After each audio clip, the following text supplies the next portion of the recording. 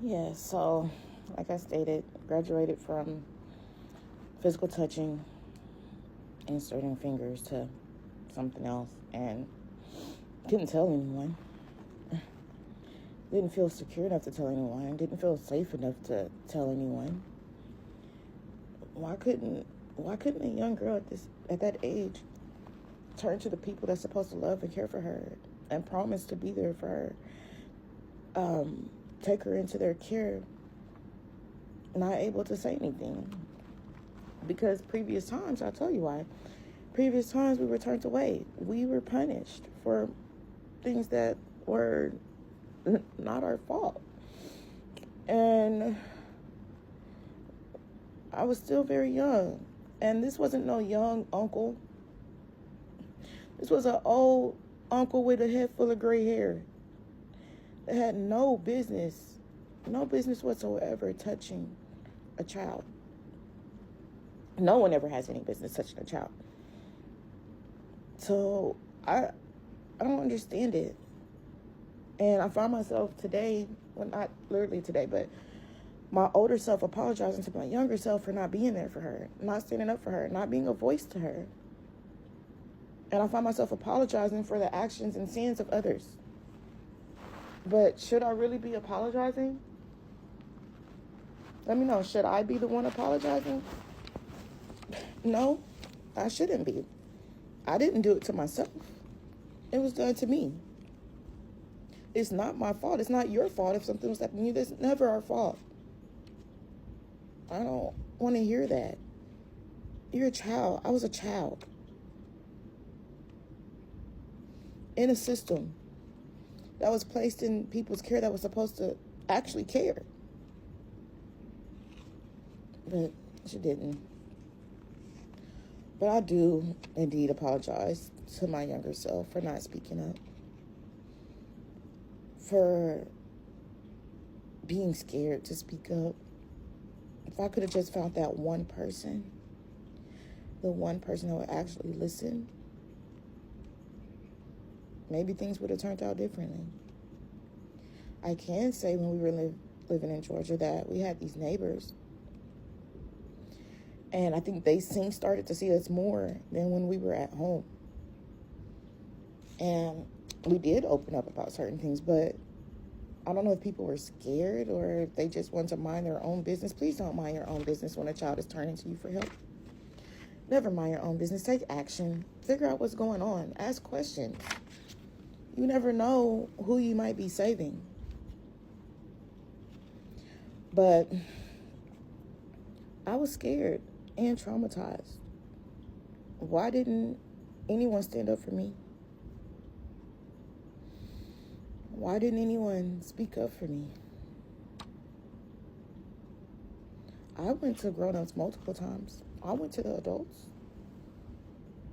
But at the end of the day, we were made to be the ones that had the problem. I was taken from my biological family due to drug use. Who's to say how it would have turned out today, though? But as I look back on everything,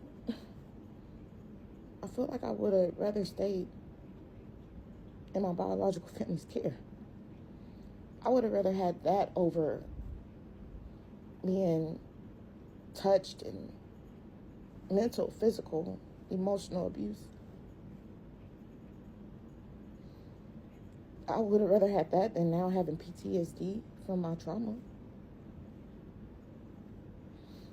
I would have rather had that than suffering, wanting to kill myself, wishing I never was born. I stayed in,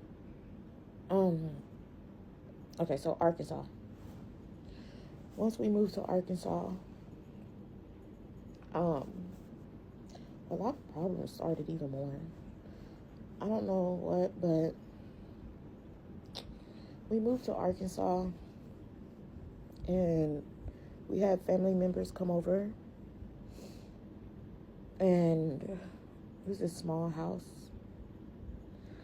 But anyway, since we were still in the process of getting comfortable and moving, a different uncle and a female family relative were placed in a motel room, and me and my sister was there too. I don't know why we were there, but we were there, and we woke up in the middle of the night to them having intercourse. That's not something we should be seeing at age 11 and 10. We shouldn't have been there. Same room, they weren't separated, they were joined. So the next day, my sibling told it, and I had her back. Guess what happened? Put your right hand on the Bible. Put it up to God. We were told we were lying. They told them we were lying. Y'all know what happened? We got taken to JDC, Juvenile Detention Center. Embarrassed, traumatized, and hurt. She told them officers that we jumped on her, that we tried to hurt her. Y'all know she left us there? She left us at the juvenile detention center, getting yelled at, spit all in our faces and everything, until they actually decided to listen to us. They decided to listen. They knew we didn't do that, by the way. We were in there crying, and we looked pitiful. We were pitiful. All of a sudden, Child Protective Services came. They took us from there and placed us back in foster care. So we went from being in our adoptive homes to back in foster care again. Multiple shelters, multiple foster homes, all different kind of foster homes. But I'm not even gonna lie to you. By the time that happened, I was very troubled. I did have behavioral issues.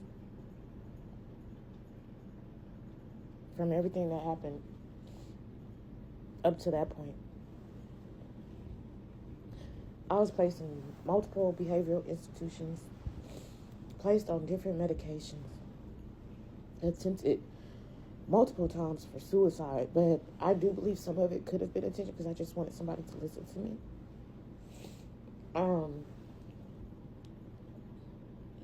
I just wanted somebody to listen to me. I do believe since that incident, since then to the age of 18, I went through 5 or 6 foster homes and institutions. Me and my sister wound up getting separated. Yeah. We wound up getting separated. And then finally we got back together again. Both of us just going through the motions and emotions.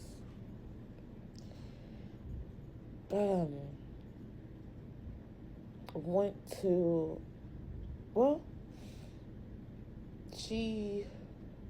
I went to another foster home. They were very loving. I love them. I still love them to this day. They were my favorite. I was their shy bar. They were my favorite. But I'm going to come back because I am getting emotional. So I'm going to take a little break.